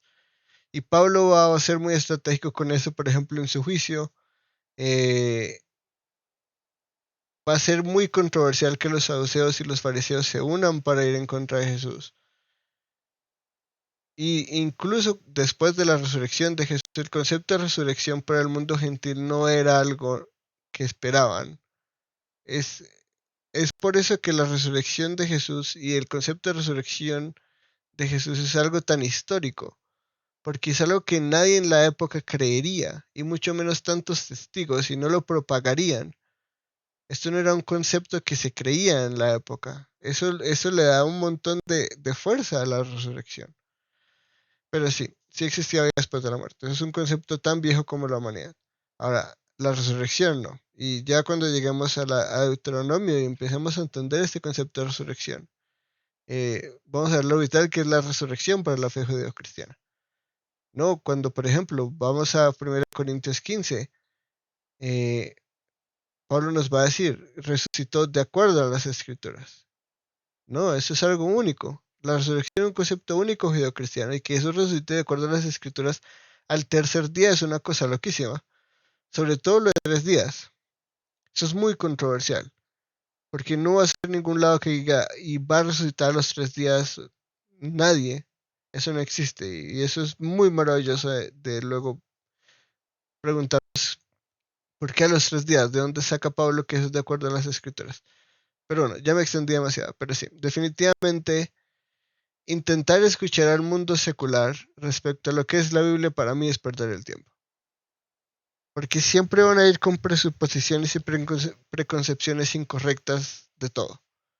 No, no existe el diluvio nunca existió, entonces ellos van a fechar todo de acuerdo a lo que científicamente, digo científicamente, no entre comillas, es la historia, porque también es pura especulación, pero porque no incluye la idea de Dios y no está relacionado con la Biblia, es más cierto, eso no tiene ninguna validez científica real.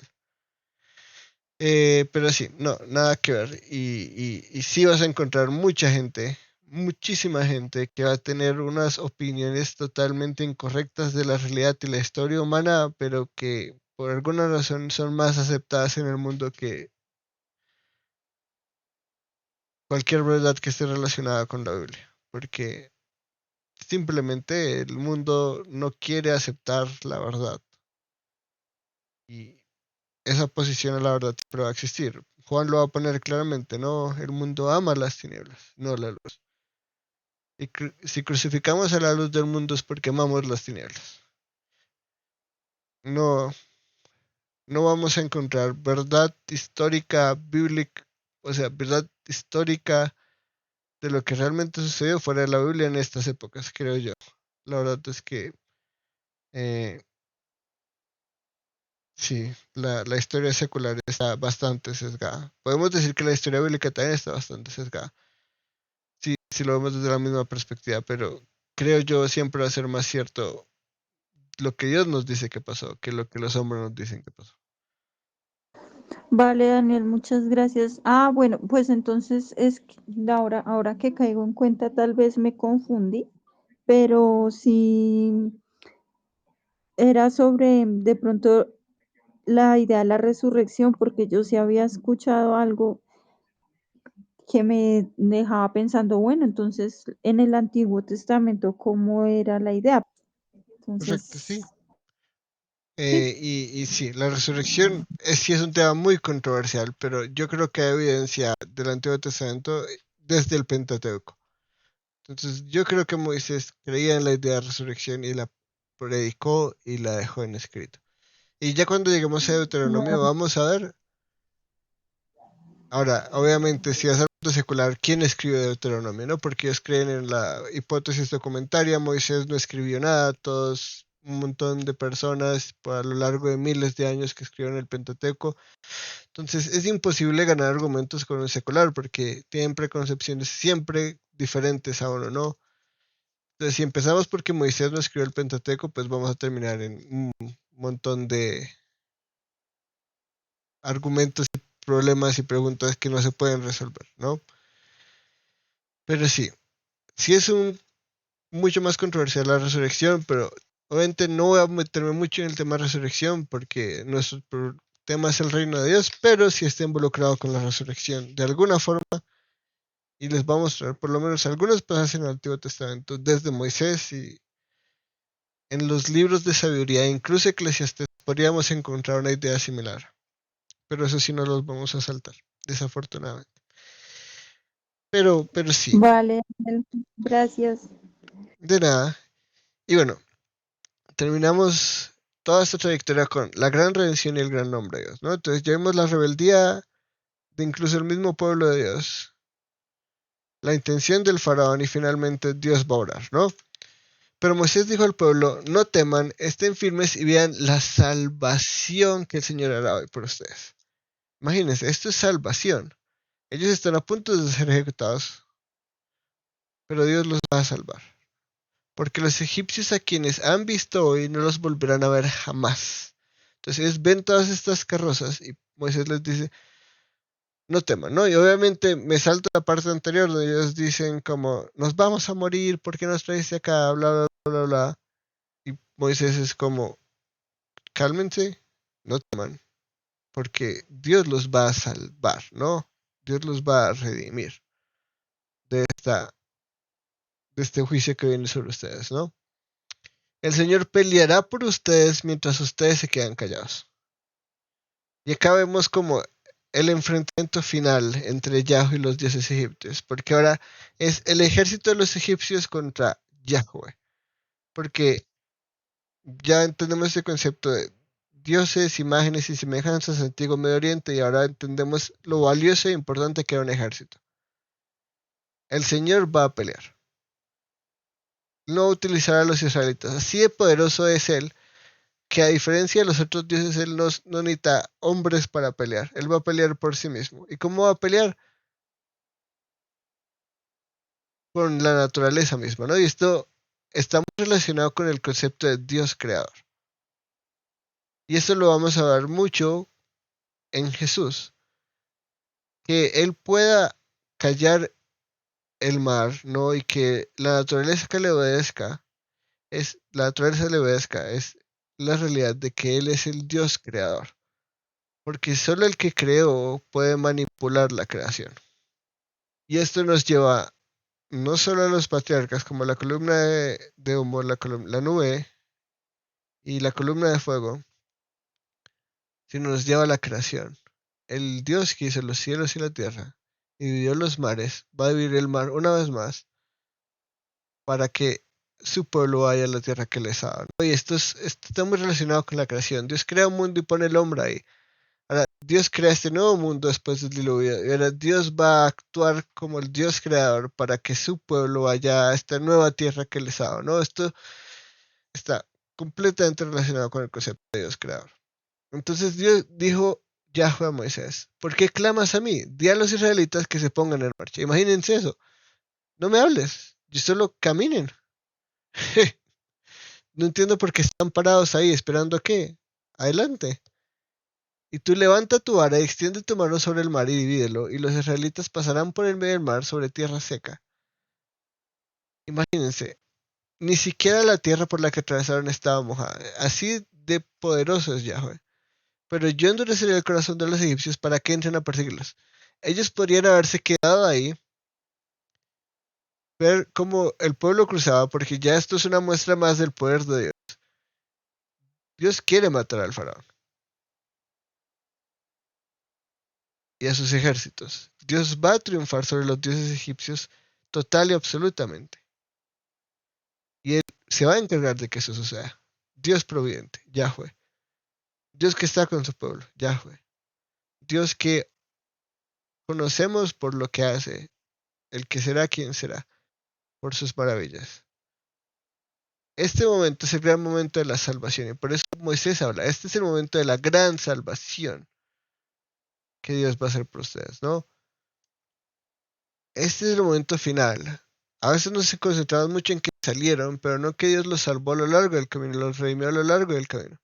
Y finalmente este es el hecho más importante, porque si hubieran salido y se hubieran quedado acá y los hubieran matado, pues ya, Yahweh perdió.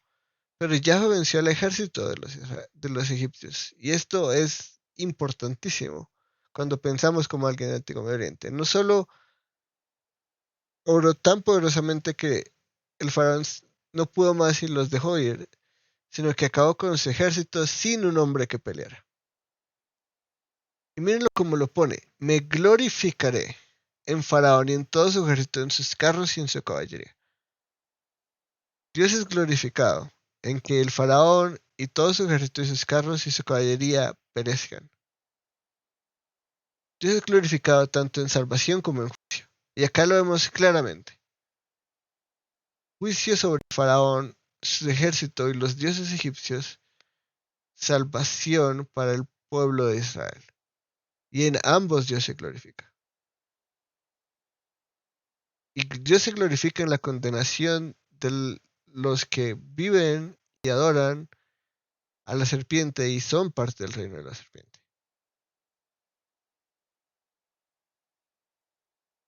Y eso es algo que a veces no nos gusta ver o admitir. Es la realidad de que Dios se glorifica tanto en juicio como en salvación. La salvación es bella y hermosa y es gloriosa y nos encanta, pero Él se glorifica tanto en el juicio como en la salvación. Ninguno da más gloria a Dios. Ambos glorifican a Dios infinitamente. Moisés extendió su mano sobre el mar, y el Señor, por medio de un fuerte viento del este, sopló toda la noche, hizo que el mar se retirara y cambió el mar en tierra seca. No en solo tierra, en tierra seca. Imagínense, esto es poderosísimo. Así que eran divididas las aguas, los israelitas entraron por el medio del mar en seco, y las aguas les eran como un muro a su derecha y a su izquierda. Esto es increíble, o sea, realmente, que hay más sino gloriarnos y ver la grandeza de Dios. Y Y finalmente, así como está la gran salvación y el gran nombre de Dios, tenemos el gran juicio y el gran nombre de Dios. Y ambos son igual de importantes, igual de gloriosos, igual de maravillosos, igual de grandiosos. Y ambos nos muestran el mismo nombre. Entonces los egipcios reanudaron la persecución y entraron tras ellos en medio del mar todos los caballos de Faraón, sus carros y sus jinetes. A vigilia de la mañana, estos de 2 a 6 a.m., el Señor miró el ejército de los egipcios desde la columna de fuego y de nube. Imagínense, sigue ahí. Tanto la nube como la columna de fuego. Dios no ha abandonado a su pueblo en ningún momento. Él los está guiando. Allá están, al otro lado del mar. Ellos saben a dónde tienen que ir. Y sembró la confusión en el ejército de los egipcios, ¿no? Entonces ellos van con estas carrozas y estos caballos. Ellos cruzan súper rápido, pero Dios confunde el ejército de los egipcios. En medio de este gran evento, es tardes de noche. La razón por la que ellos no cruzan es porque Dios no quiere que crucen, no porque no pudieran cruzar. Y a veces esto en las animaciones o en los relatos bíblicos o en los cuentos para niños nos los saltamos por completo. Y es que ellos, no fue que ellos fueran cruzando y los muros se fueran cerrando, sino que Dios sembró confusión en ellos. Dios no, o sea, no podían orientarse, no sabían a dónde ir. Dios se encargó de que ellos estuvieran todos ahí abajo, en medio de estos dos grandes muros de agua, pero que no pudieran cruzar al otro lado. Ese es el juicio divino. Ellos no podían cruzar. No porque la tierra no estuviera seca y porque apenas un egipcio tocara se ahogara, no, porque todo el ejército tenía que estar abajo y no podía cruzar al otro lado, porque Dios iba a ejercer su juicio. Y entorpeció las ruedas de sus carros e hizo que avanzaran con dificultad. Entonces los egipcios dijeron: huyamos ante Israel, porque el Señor pelea por ellos contra los egipcios. Entonces el Señor dijo a Moisés: extiende tu mano sobre el mar, para que las aguas vuelvan sobre los egipcios, sobre sus carros y su caballería. Ya no había vuelta atrás. Ellos dijeron: huyamos. No. El faraón envió todo ese ejército porque sabía a quién se enfrentaba. Y luego dijo: no, al contrario, corramos, porque este Dios, este Yahweh, pelea por ellos. Y nosotros no podemos contra Yahweh. Podemos contra los israelitas, pero no podemos contra Yahweh. Sin embargo, Dios ya ejerció su juicio. ¿Y qué pasó? Y Moisés extendió su mano sobre el mar, y el amanecer y el mar regresó a su estado normal, y los egipcios al huir se encontraban con él. Así derribó el Señor a los egipcios en medio del mar. Las aguas volvieron y cubrieron los carros y la caballería. A todo el ejército del faraón que había entrado tras de ellos en el mar, no quedó ni uno de ellos. De 600 carrozas y todos los grandes generales y el faraón mismo, todos perecieron. No quedó ni uno de ellos. Este es el juicio divino. Y lo vimos en el diluvio, y esto es como, de alguna forma, este recuerdo de lo que pasó. No, Dios ahogó a esta humanidad. Ahora, a pequeña escala, hay una humanidad que representa lo que es rebelde y lo que representa esta simiente de la serpiente y este reino de los hombres y esta ciudad del hombre. Y finalmente vemos la respuesta del pueblo, ¿no? Y cuando puedan, léanse Éxodo 15. No lo incluye acá, pero es un himno de celebración por lo que Dios ha hecho. Y ahí es donde vemos finalmente el patrón de redención, no simplemente en la Pascua, sino en este hecho histórico y maravilloso. Y Éxodo 15 es un canto hermosísimo, que cuando lo entendemos a los ojos del nuevo Éxodo es aún más bello, ¿no? Porque Él se va a conocer como el Dios que nos libró de las manos de los egipcios. Y cuando entendemos lo que Egipto representa y la obra de Jesús, que es aún más maravillosa que todas las maravillas que Dios hizo a través de Moisés, nuestros cantos y nuestros himnos deberían ser 10 veces más hermosos. Porque la obra que Dios hizo en Jesús es infinitamente mayor que la que hizo a través de Moisés. Pero los israelitas pasaron en seco por en medio del mar, y las aguas les eran como un muro a su derecha y a su izquierda. Aquel día el Señor salvó a Israel de mano de los egipcios. Israel vio a los egipcios muertos a la orilla del mar. Y esto es hermoso, Pero es trágico también cuando entendemos que este mismo pueblo que ve todo esto, después de que crucen el mar, va a empezar a quejarse. Imagínense, él incluso derrota todo el ejército de los egipcios y la respuesta del pueblo es, allá teníamos comida, acá no tenemos comida, ¿cómo así? No, teníamos mejor vida, increíble, ¿no? Increíble la necesidad del corazón de ese pueblo. Y no podemos decir que somos mejores que ellos, pero es increíble. Cuando Israel vio el gran poder que el Señor había usado contra los egipcios, el pueblo temía al Señor y creyeron en el Señor y en Moisés su siervo. Hasta cierto punto, ¿no?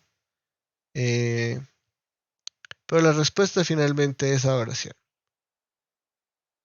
Vieron con sus propios ojos. Y esto nos recuerda mucho a lo que nos dice, por ejemplo, Juan, ¿no? Y vimos su gloria, gloria como el unigénito del Padre, llena de gracia y verdad. Con nuestros ojos, ellos lo vieron. Nosotros creemos en alguien que existió y y pudieron palpar y ver y escuchar personas en el mundo real. Esto mismo sucedió. Estos son hechos históricos y reales, no son mitos inventados. Son cosas que personas vieron y personas sufrieron. Los egipcios vieron esto. Esto es increíble, ¿no? Cómo vieron este mar abierto y cruzaron por él y se metieron ahí como si nada, como si eso fuera normal. Son cosas loquísimas que suceden en el mundo. Y ya con esto terminamos lo que es el reino exiliado, ¿no? Y pues como les comentaba en el chat la vez pasada y les comento yo de nuevo, con esto concluimos este periodo de clases que hemos estado teniendo. Vamos a tener como un mes de vacacioncitas y luego continuaremos con lo que es el resto del Pentateuco, que va a ser bastante largo. Miren, apenas vamos en Éxodo y se nos fue todo el semestre. Entonces nos vamos a demorar bastante tiempo. Eh, Sigo orando y espero que les sirva mucho a ustedes como todo esto para sus vidas, para fortalecer su fe y para que vean más y más a nuestro gran Dios en Jesús. Y ya llegaremos al Nuevo Testamento y entenderemos todo esto a los ojos de Jesús. Pero poco a poco ahí vamos entendiendo más y más. Entonces pasamos de Adán como rey a la promesa de este rey que viene de Set, que viene de Noé, que viene de Sem, que viene de Abraham, finalmente en Judá, que es a través del cual viene la realeza. Y en este periodo del reino exiliado no nos dan nueva revelación sobre quién será este rey, ¿no? Todavía no tenemos las tribus divididas, luego ya eso vendrá en más detalle, pero por este periodo en la historia de la Biblia, la realidad del rey es un silencio, ¿no? El pueblo de Dios ahora es Israel, pero no todo Israel, sino el Israel fiel. Y eso ya lo explicamos en este curso, ¿no? No todo el que tiene sangre de Abraham, de Isaac y finalmente Israel es el pueblo de Dios. El pueblo de Dios es el que es fiel a Dios, de los que están y son de esta familia de Israel y este pueblo de Israel. Todavía están bajo el pacto abrámico y eso significa que la cabeza pactal de la relación de Dios con su pueblo sigue siendo Abraham. Acá todavía no está lo que llamamos la ley y no está la cabeza pactal, Israel mismo. Y no están todas estas condiciones de bendición y maldición y ya explicaremos por qué todo eso y especialmente por qué la siguiente sección se llama el reino temporal. Y es lo que Pablo nos va a decir, no, la ley no anula las promesas anteriores y la ley es un tutor a lo que ha de venir. Y entenderemos qué significa todo esto a la luz de los pactos que Dios hizo con el pueblo de Israel en Sinaí y en Moab antes de que entraran a la tierra prometida, porque hay dos pactos. Y ya entenderemos cómo esos dos se complementan, lo que significan. Nos va a tomar un largo tiempo. Después de eso miraremos cómo la historia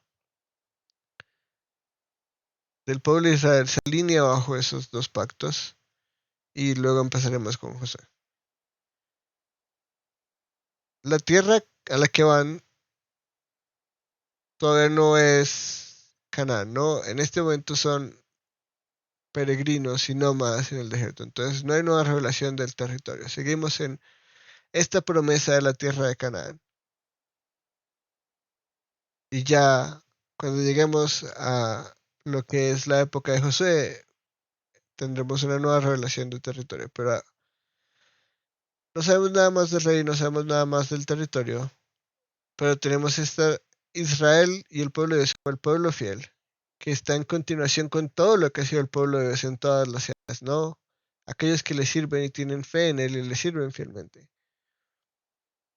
Y entender que todo esto se dio bajo el pacto abrámico, ¿no? Porque a veces pensamos en la ley y todo está bajo la ley, ¿no? El éxodo es bajo la ley, no.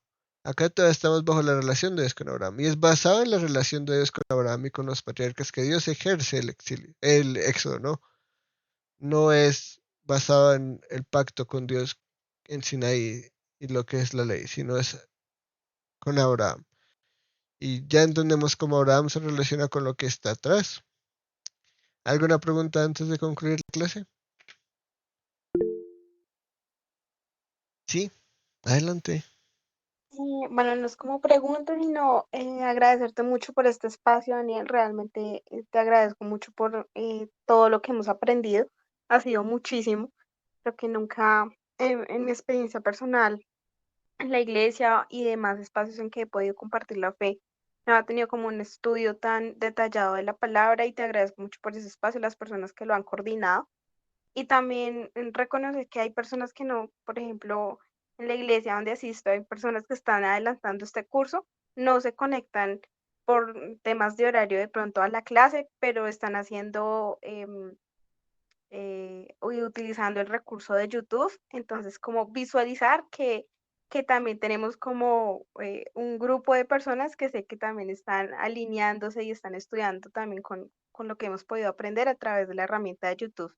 Y agradecerte mucho y esperamos ansiosamente volvernos a ver después de las vacaciones. Ay, claro que sí, muchas gracias. Y me alegra que les haya servido realmente. Este es el punto de todos estos cursos, ¿no? Y es aprender sobre toda la historia de lo que ha sucedido para que entendamos especialmente quiénes somos hoy en día, ¿no? Y cómo no somos algo que no está relacionado al pasado. Sí, si queremos entender qué es la iglesia, quién es Jesús, tenemos que entender todo lo que vino antes de Jesús, ¿no? Y eso es lo mismo que Jesús decía, ¿no? Yo no vine a abolir la ley, la Torá, sino a cumplirla. Y si queremos ver qué entendía él que era su misión, su persona, quién fue él, quién dijo ser, tenemos que entender todo lo que vino antes. Me alegra mucho y sí, definitivamente vemos que utilizan el recurso de YouTube y para eso está y para que repasen. Yo sé que a veces tenemos clases un poco densas y un poco complicadas, entonces igual saben que cualquier pregunta que tengan, yo soy más que feliz de responderles y muy emocionado por lo que viene. Simplemente necesito un descanso porque soy humano y lo que viene es bastante complejo y necesito mucho tiempo para poder hacerlo fácil de entender. Pero muchas gracias en serio a todos por su participación y por su tiempo. Yo lo valoro mucho. Vale, Daniel, muchas gracias. Con gusto. Natalie, adelante. Bueno, sí, pues también agradecerte por las clases, porque pues realmente que sí se nota la dedicación y la preparación y el empeño que le pones a las clases y de veras que son muy edificantes. Sí, es decir, aunque me he ausentado últimamente, pero el tiempo que estuve fue de muchísimo aprendizaje, entonces pues muchas gracias Daniel por ese tiempo, por el esfuerzo.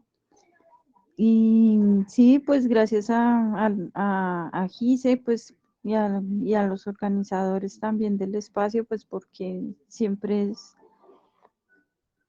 es un gran esfuerzo el que hay detrás de organizar todo y de planear.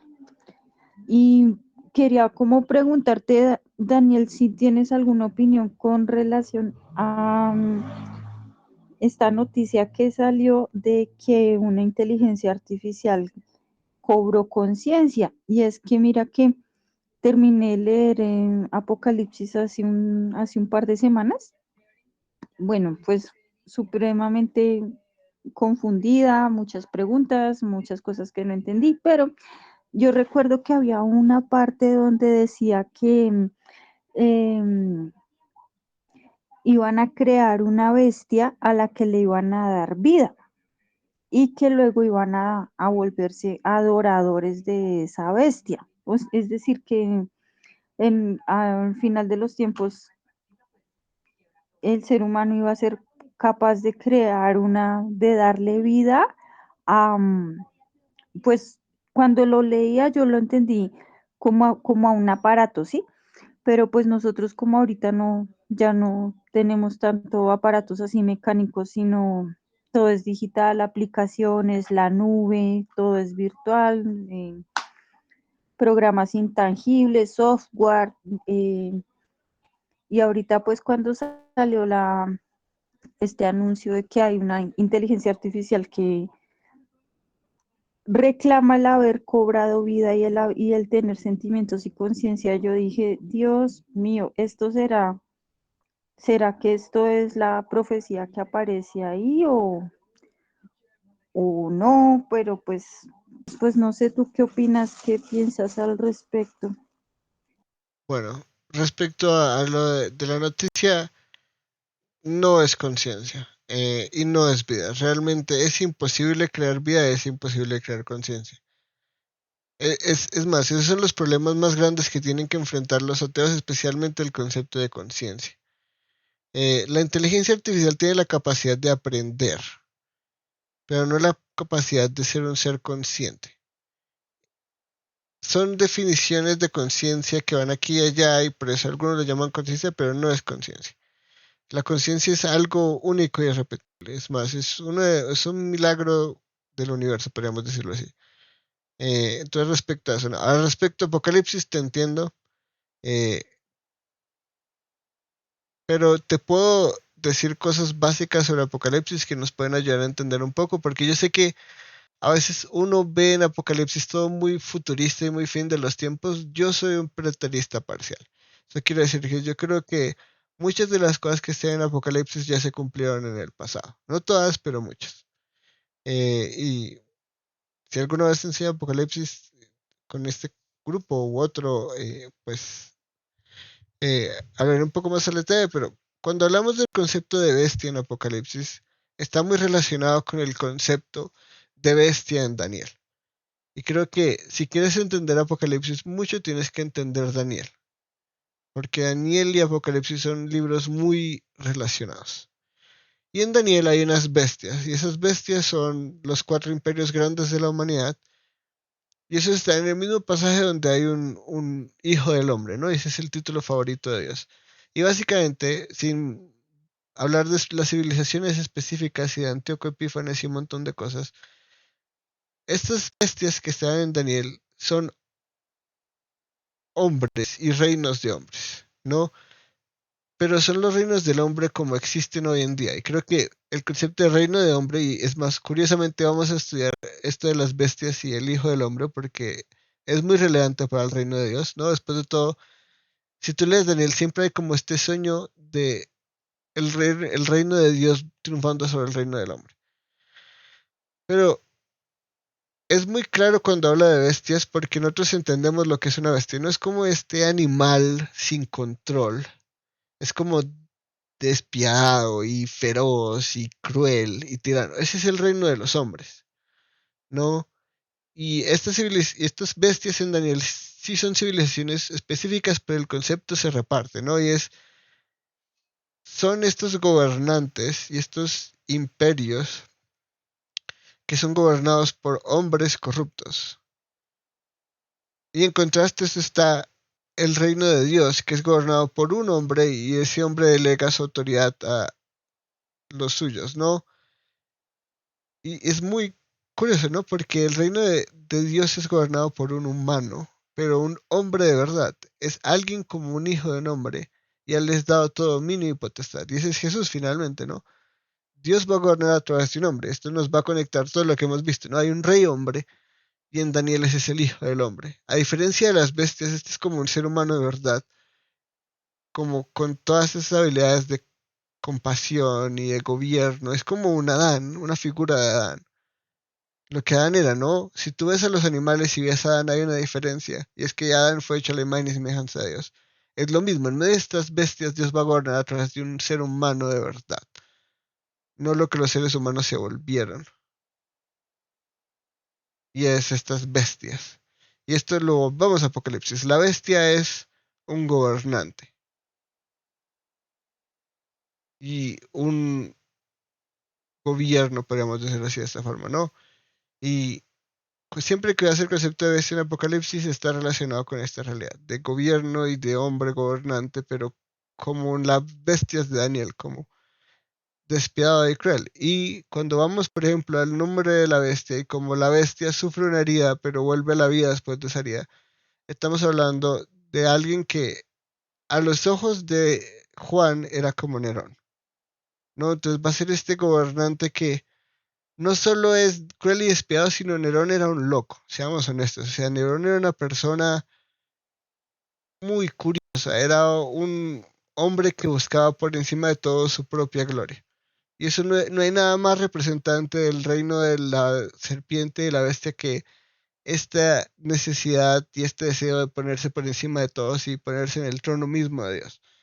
Em, entonces, ese es el concepto de bestia. Sí, ¿qué pasaje hablas? Pero no es tanto de darle vida a algo que no puede tener vida, sino algo que fue herido de muerte y aún así sobrevivió, básicamente.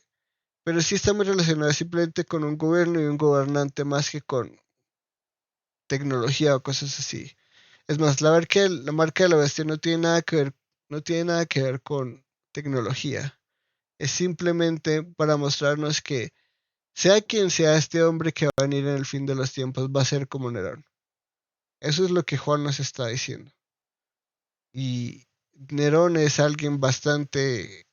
bastante aterrador, porque Nerón no era simplemente una bestia como cualquier bestia, como cualquier emperador antes de él, ni siquiera como Antíoco Epífanes, que es como el gran anticristo a los ojos de los judíos. Era una persona loca, loca, loca, loca, loca. Entonces, que sea como Nerón es bastante de temer, pero es un hombre, no tiene nada que ver con tecnología, eso te lo puedo decir. Sí, ya sea que uno crea que es completamente futurista o historicista o preterista como yo, es un hombre, no tiene nada que ver con tecnología y la marca de la bestia no tiene nada que ver con tatuajes ni microchips, nada de ese tipo de cosas. Simplemente son símbolos para representar cómo esta bestia es, a qué hombre se parece. Ay, vale, Daniel, muchas gracias. Sí, es que hay, pues siempre hace falta entender bastante. Ujú. Es que Apocalipsis es bastante complejo, la verdad. Sí, Es incluso cuando uno se lo pone a estudiar como medio sabiendo, aún así uno se confunde mucho, entonces yo te entiendo. claro. Bueno, Ah, vale. Muchas gracias de verdad y de veras muchas gracias por tu esfuerzo y por las ganas de compartir con nosotros tus conocimientos. para eso estoy, para eso estamos los maestros, para edificar a la iglesia. Es todo un Vale, placer, muchas en serio, gracias. un abrazo muy fraternal a todos y que tengan un bello fin de semana, disfruten. Nos vemos en un mesecillo o algo.